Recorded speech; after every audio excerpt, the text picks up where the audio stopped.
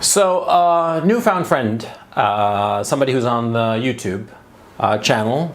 This person is starting out, great person. We were talking the other day on Skype, and it was a really interesting conversation. And it got to a point where this person was telling me that he was feeling that he was being pressured to pick sides, as it were, insofar as the whole alt-right, new Republican, new right, whatever, all these, the grab bag on the right, as it were. Because at this time, the right has yet to figure out how it's going to go. Because there's a group of relatively young people, intellectuals on YouTube, who are clearly going to coalesce into a major force in conservative politics. And it's pretty much obvious to all. There are a lot of people on the right on YouTube, and a lot of these people are very, very talented and very, very smart. So there's a little bit of a pressure internally in YouTube to sort of like define yourself politically.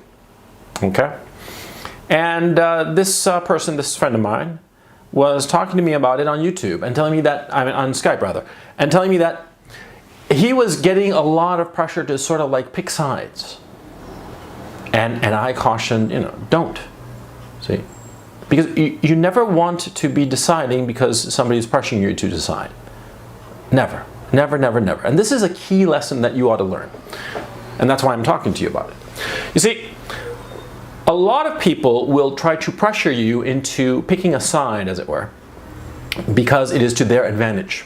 They want to pin you down and put an armband on you. Are you a white armband or a black armband? Are you with us or with them? What are you? Now, a lot of times this is reasonable because what's going on is that, see, a course of action is being decided, or an approach, or what have you, usually a course of action. And it's necessary to figure out who's in favor of one side and who's in favor of the other. Who's in favor of choosing road A and who's in favor of choosing road B. Now, picking sides is fraught with problems. Because when you pick one side, automatically the other side is pissed off at you, right? Not necessarily like pissed off that they'll never speak to you ever again, although that can happen sometimes. But for the most part, there's always going to be a little bit of resentment. I mean, no matter how minor, it's always going to be there.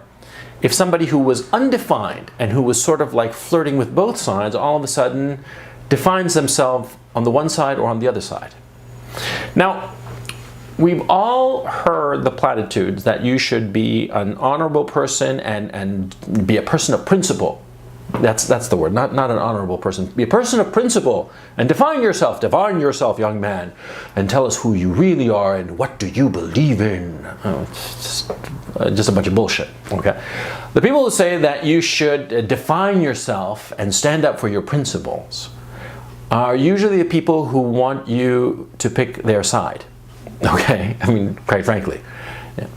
You should never pick a side for the sake of the side. You should pick a side for your sake. Because for the most part, see, these so-called, issues of principle, it's often is not much more sophisticated and complex than that. Because many times there are principles at play, yes, but there's also long-term interests. Long-term and medium and short-term interests. And these different interests that you have compete.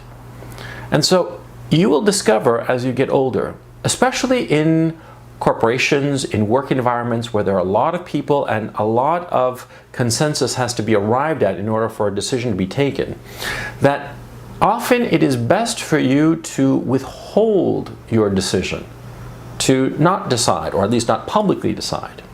You see, what you should be doing is always internally trying to make up your mind as quickly as possible, whereas externally, what you project to the world around you, you're still thinking.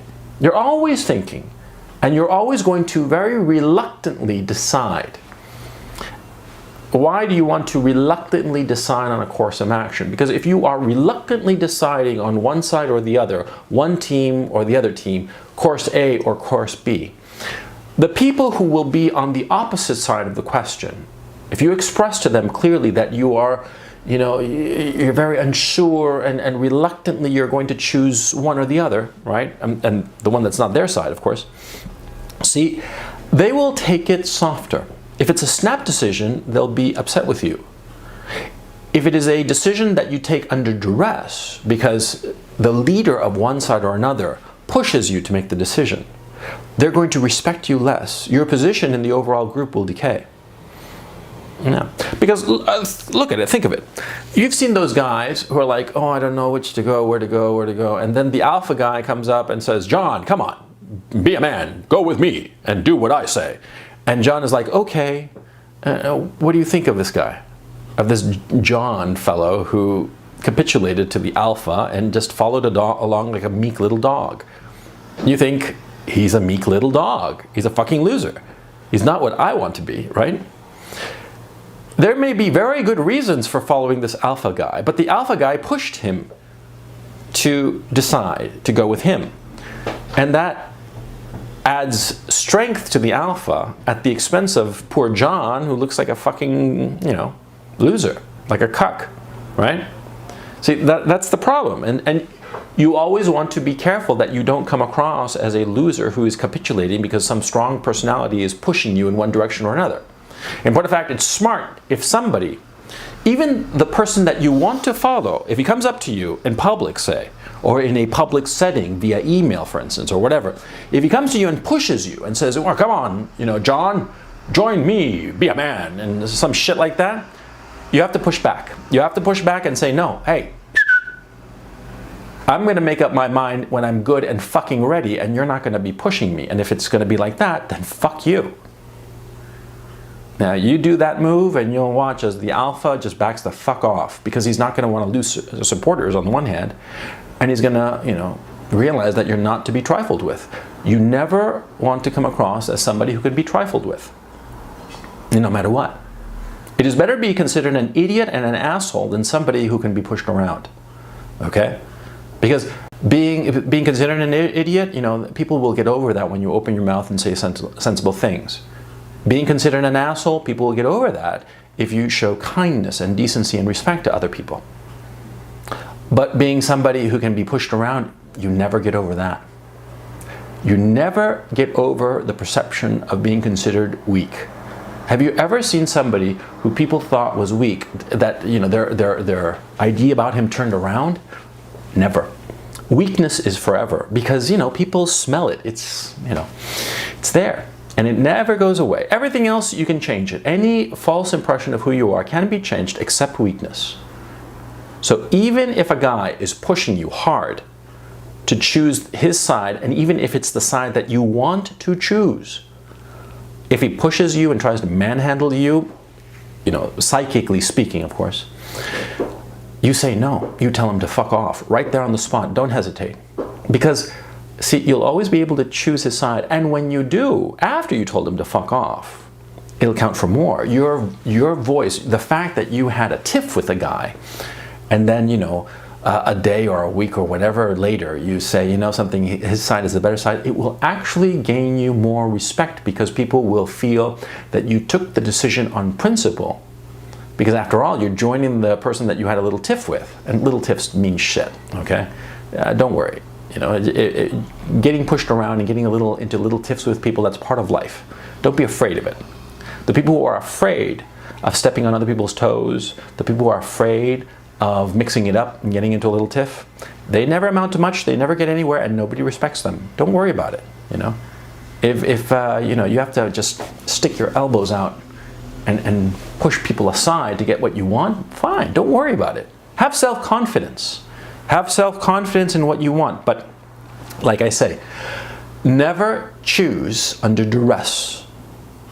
Only choose, or let me rephrase it, always make up your mind as quickly as possible, but make your decision known as late as possible when it is to your advantage. There's no upside in deciding first. Some cases, yes, you could think so. Like, for instance, the people who were first to support Trump, yeah, they gained a lot of credibility with the Trump administration. You would think, well, look what happened to poor Jeff Sessions, right? He's getting hammered by fucking Trump, and Sessions supported him when nobody was supporting him, And so, loyalty only counts so far as, the person who's there to make good on the promise that loyalty is, right? If the guy is like Trump, who's gonna, basically tell you to fuck off, even though you were one of his first supporters. Well, see, so you see my point. I'm not expressing it in a very articulate manner, but I think you do. You see, you only want to pick sides when it's in your best interest, when you can make the most out of it. Ted Kennedy, for instance, he passed away shortly after he endorsed Obama. But had he lived, Obama would have given him anything.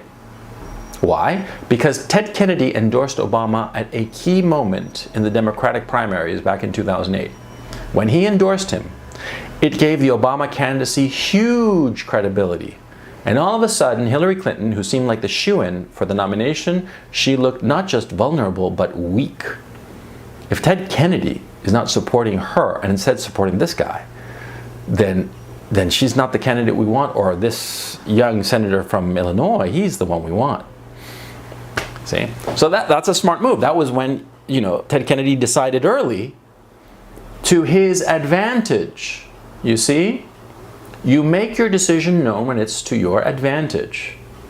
Now, if you're not sure of which course to take, like this friend I was telling you about, this friend and I were discussing the alt-right and the alt-light in great detail. And I myself confess that I am unsure which band to join, as it were, because it seems that we are getting to a point where people are going to have to pick sides. Now, I can't make up my mind which side to join, because they both have their pros and their cons, as it were. I was talking to this person, and this friend of mine, let's call him X. This friend of mine, X, was like, there's all this pressure to join, to be on one side or the other. And so we started dissecting it, and we realized it was just a couple of people who were making a lot of noise via Twitter, via private conversations, and because they were just, in a very real sense, sort of stirring drama, and at the same time trying to make the panorama clear, as it were. See? And I told X, don't decide. You don't need to. There's no reason to. Don't make a decision if there's no reason to. Don't make a decision when the outcome is uncertain for you. A decision, whom to support, which action to take, it should always be in your best interest, not somebody else's best interest. If it helps somebody else, great, but you got to look out for number one, because nobody else is. Don't make a decision unless it can help you.